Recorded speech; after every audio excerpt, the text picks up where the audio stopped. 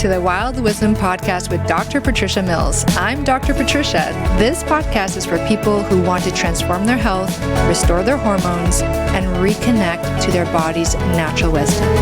Hi, I'm Dr. Patricia. I'm a Canadian medical doctor, published author, internationally recognized researcher, and passionate advocate for your health. Here, we'll explore the intersection between ancient wisdom and cutting-edge science, distilling the essence of true health into practical steps you can take. Wild wisdom is instinctive knowledge in action. Thanks for making this part of your day. Hi, and welcome back for another episode. So excited to have you here and to share with you something really cool, actually. My approach, my method to helping women achieve whole body health. And actually, I'm going to go even a step further and to say helping women achieve holistic health. And I like to spell it with a WHOLISTIC, so holistic, like the whole. And when I say that, I mean whole body, mind, and spirit. You know, over the last while, as I work with women, what I've noticed is that for some of them, it's everyone has, at some level, some issues at the level of the body, some issues at the level of the mind, and some issues at the level of the spirit. Okay. And I'll get into that a little bit deeper. And just so that you're not uncomfortable with this conversation, because there was a time when hearing the word, spirit made me feel uncomfortable because I was raised in Brazil. I was born in Brazil, and a very Catholic country, very wonderful, wonderful country. And my dad, he became atheist, and for many different reasons. And that was a bit of that was the background of my upbringing. So a lot of skepticism when it came to religion. And what happened was that I threw the baby out with the bathwater, so to speak. I went into he was an engineer, so very mathematical, kind of science-based. And that's where I was at as well. And then, I had my dark night of the soul, so to speak, when he was diagnosed with ALS, amyotrophic lateral sclerosis. And I got my own health issues became more exacerbated at that time. Over the years, as I returned back to what I now consider to be really amazing, vibrant health, at first I worked on the body, and then I noticed I had to work on the mind. And at the end was the end of my journey towards vibrant health. I mean, it's a continuous journey, but before I addressed my mind and spirit, I was only like 80% there, so, and I'll share with you what that means further down the road. So when I say holistic health, I'm talking about whole body, all of the body parts, all of the interconnections, all of the hormones and all that stuff. All the ways that our body parts work and communicate together. And if one body part isn't working properly, the other body parts obviously are affected. And I say the word obviously, however, that's a bit tongue-in-cheek because in Western medicine, when you decide what kind of doctor you want to be, there's the family doctor, at least in North America. There's a family doctor who's kind of like the generalist who learns a little bit about everything. So much respect for family doctors, by the way. If you're one, just sending so much love out to you. And then if you want to specialize, you choose a body part to specialize in. So, and then you choose the approach to that body part. So if you want to be a neurologist, you kind of understand the brain and the spinal cord and the nerves that flow out of there. And then you could be a neurosurgeon and you understand those same body parts, but in a different way. And, or you could be an endocrinologist where you study like the endocrine system. And that's the glands that produce hormones.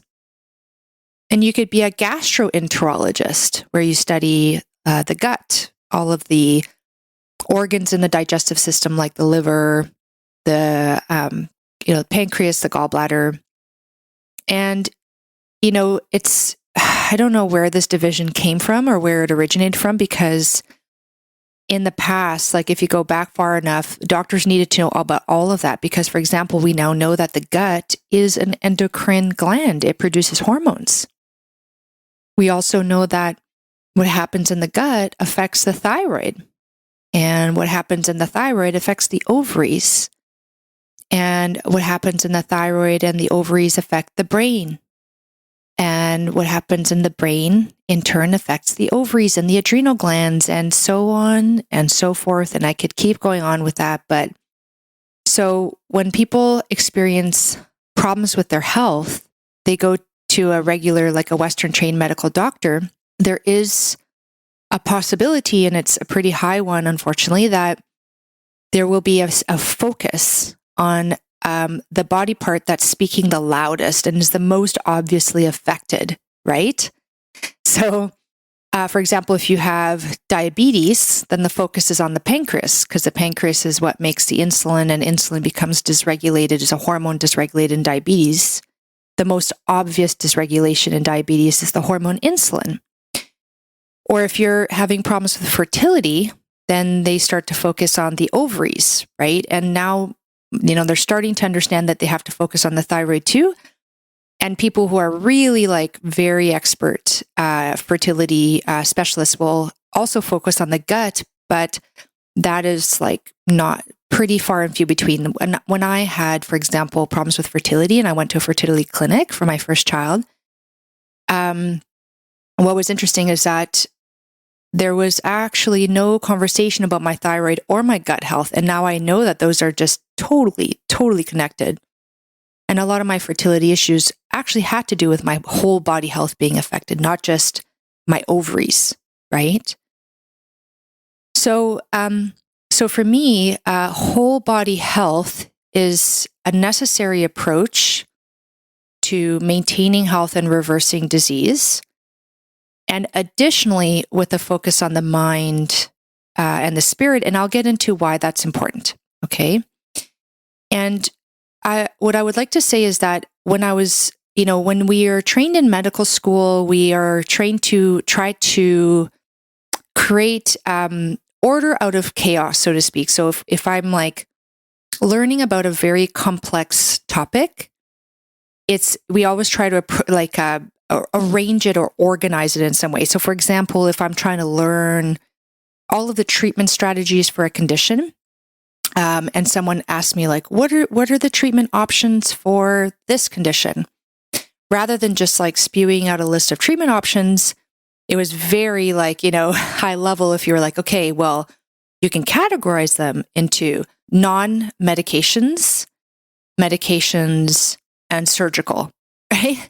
So that was like one way to categorize. And then you would say in the non-medications, you can look at bracing, you can look at special equipment, and then you talk about medications, and then you talk about your surgical options, and you just discuss like, what are there any treatment options available in each category? So as I was going through all of the research and all of the information I was coming across in my functional medicine training and in my deep dives into the research in preparation for things like this podcast and my YouTube video, Dr. Patricia Mills, MD, in my private Facebook group for women, Wild Wisdom for Women with Dr. Patricia Mills, I was always trying to look for some way to categorize things and to kind of organize things, and so that I could better explain the concepts. And just recently, I actually think I have come up with 4 major pillars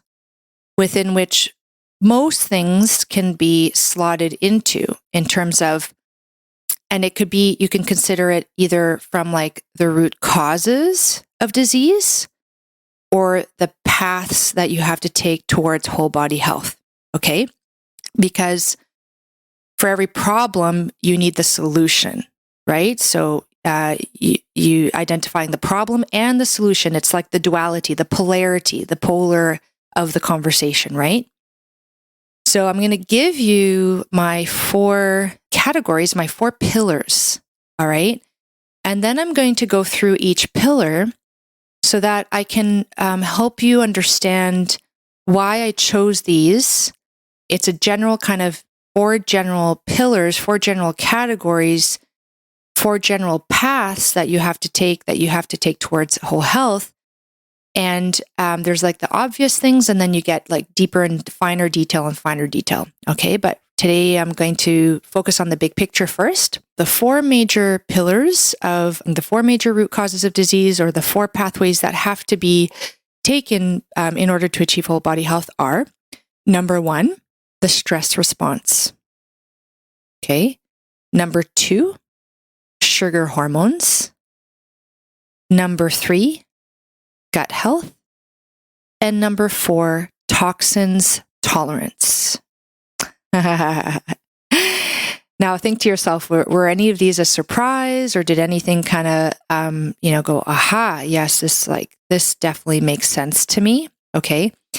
And the thing is that in functional medicine, there's a lot of work that's done to try to identify the root causes of the condition. And there's the difference between functional medicine and Western medicine doctors who have not done the additional functional medicine training is that there's a recognition that there's a need to understand that there are root causes, and that we need to work on the root causes in order to reverse the condition and to get back to the health that we want to be at, right? The reality is that no matter, with very few exceptions, you can do testing. Like functional medicine doctors have more training and understanding of additional tests beyond what we're taught in medical school, and even in our residency specialty training within that Western medicine system. So, for example, a functional medicine doctor will offer to do a GI stool map. So understanding like what are the microorganisms, the microbiome in your gut by looking at the stool. They might do like a salivary cortisol test to look at like where are you at with your stress response? Like, are you like still responding to stress with cortisol, or is your ability to produce cortisol in response to stress kind of starting to wane, right? Which doesn't get at the root cause per se, like what is causing the root stress is the root cause, but it points towards the direction of having to look at the stress response. And then there's other tests like, like looking at the hormones in more detail, looking at the thyroid function in more detail, right? And also doing like toxins testing, right? However, what's important to understand is that they give you clues as to what might be going on, but they don't necessarily tell you exactly what it is. Like often most people have a little bit of everything, or a lot of one thing and then a little bit of everything else, right? It's rare that one person is like, I just have this problem, except for people who have like a very clear toxin exposure, right?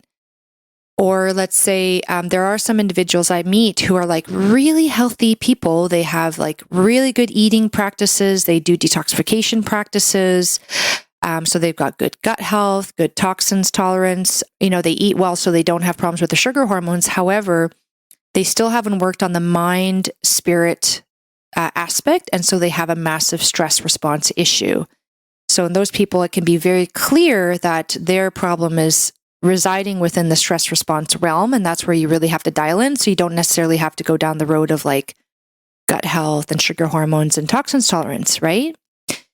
However, for the average person, it's likely that you're going to have some problems with your stress response, right? Because you're just like everybody else. I mean, it's a stressful world we live in, generally speaking. And unless you've done the work to have some tools in your toolbox to deal with these stressful events, you're going to be having stress responses, right? And I'm going to go into that in more detail in the next episode.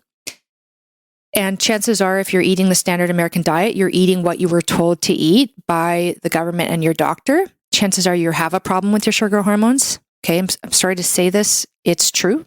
All right. The proof is in the population and in the research. The other is the gut health. And same thing again, if you're going to a grocery store and buying like even foods that are labeled as healthy, but you haven't learned how to read the ingredient lists, and you're not aware that even gluten-free foods and organic foods and healthy, smart foods, all those kinds of foods, they have really bad ingredients in them, like, that really destroy your gut health. So that's even if you're healthy. However, the average person is eating like the regular packaged foods, and those are really bad too. So you probably have some issues with gut health also because of the antibiotics that people have to take sometimes, and don't know that you have to fix the gut after you take antibiotics, like all those sorts of things, right? And then, so you're going to probably have some problems with your gut health. And then you're probably also going to have some issues with toxins tolerance because the research is very clear that we are living in a bit of a toxic world, and that's actually physically and literally and kind of figuratively. So I'll be talking about that as well. And we do have systems of detoxification. However, they are being overwhelmed. So we need to, and our tolerance to toxins changes as we age and based on our exposure. And when we hit our tipping point, our tolerance is no longer there, we can start to get sick. Okay. So those are my 4 pillars. All right. So again, that's the stress response. It's the sugar hormones. It's the gut health, and it's the toxins tolerance. Okay. Now, what I'll do in the next episode is I'm going to dive into this deeper.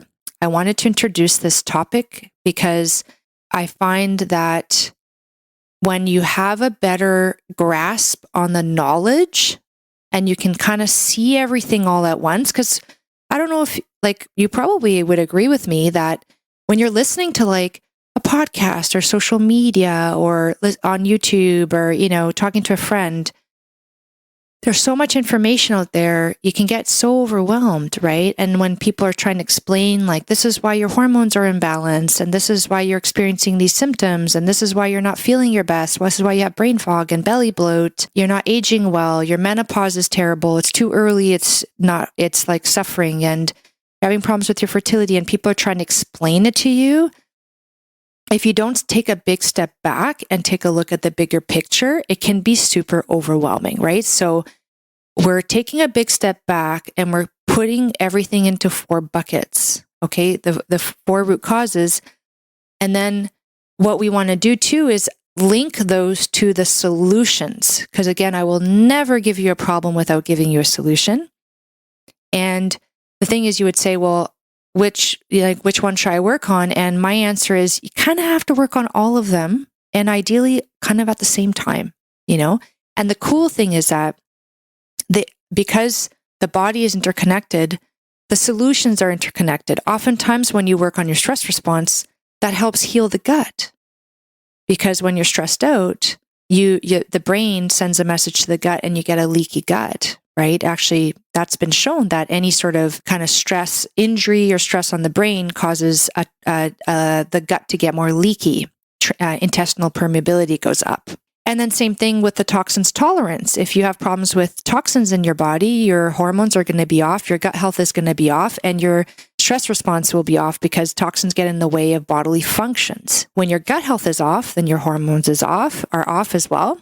And that your gut health affects your adrenal glands, which affects your stress response. So you could see how, you really have to kind of approach this from a holistic perspective, look at all of the things. And when you're creating like an action plan in your life, eventually you have to look at all of these things. Now you choose one thing to focus on at a time.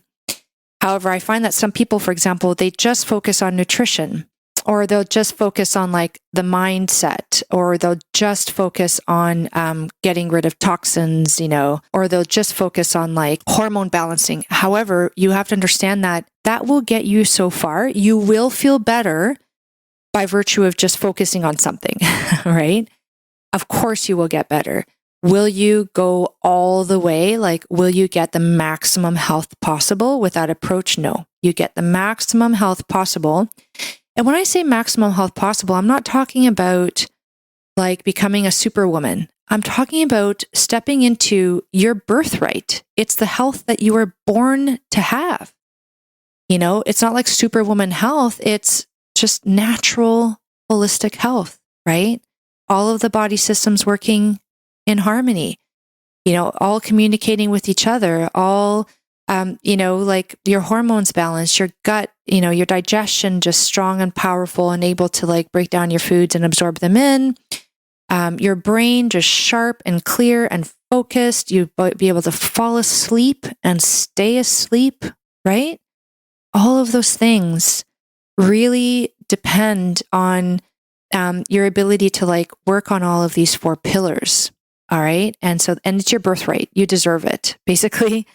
However, what's interesting is that the old model is that you would go to your doctor and ask them to give that to you. So like a medication to give that feeling to you, right? Something to make you feel more alert, something to make you fall asleep faster, something to make you stay asleep. That's not your birthright health. That's a Band-Aid.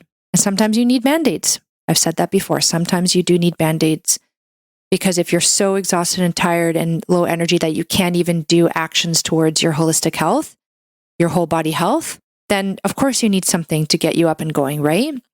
That should be temporary. All right. That should be temporary. So as we go along this journey, I'm going to try as much as possible whenever I come across a topic or discuss a topic, I'll try to relate it back to these 4 pillars so that you can kind of mentally start to categorize things in your mind, like kind of slot them away into nice organized sort of places. And that will really help you acquire the knowledge that you need to motivate you to make the changes. I hear this all the time. Women are like, I've heard before that eating this way or thinking this way or meditating that way or doing these lifestyle strategies are important, but I never really took them on because I didn't really understand the why. So here we go. What I'm trying to do here is to give you an understanding of the why so that when you choose to invest the time and effort into your health, you will do it with full knowledge and clarity around what you're doing, why, and the results that you expect to get with that. Okay? I hope you found this helpful, and I'll catch you in the next episode. Bye.